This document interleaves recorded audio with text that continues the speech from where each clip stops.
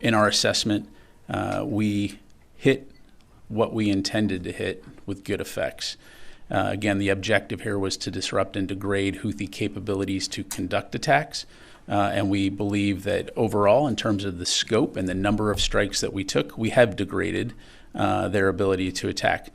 Clearly, they maintained some capability, and we anticipated that after any action, there would likely be some retaliatory strikes.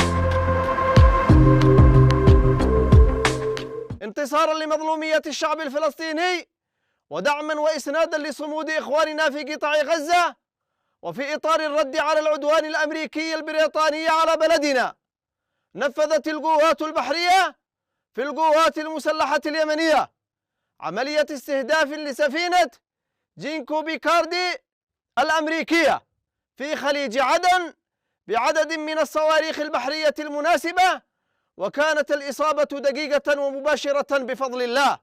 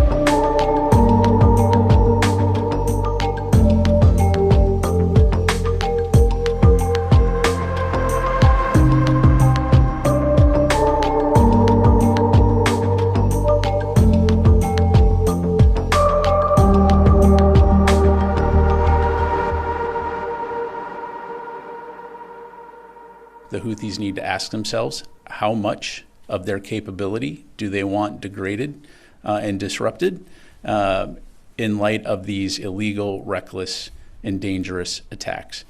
The United States, this is not about the United States. This is about the ability of the nations of the world to sail an international waterway through the Red Sea, through which 10 to 15% of economic trade transits, and do so safely and securely. That's what we're focused on, and we'll continue to work closely with the international community to deter these attacks.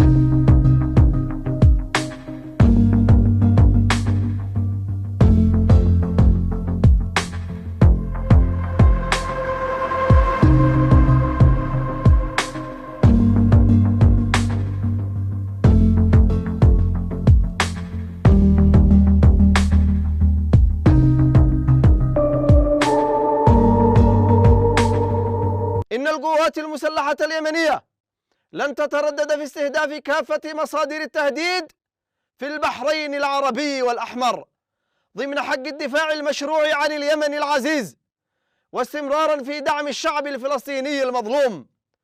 إن القوات المسلحة اليمنية تؤكد أن الرد على الاعتداءات الأمريكية والبريطانية قادم لا محالة، وأن أي اعتداء جديد لن يبقى دون رد وعقاب.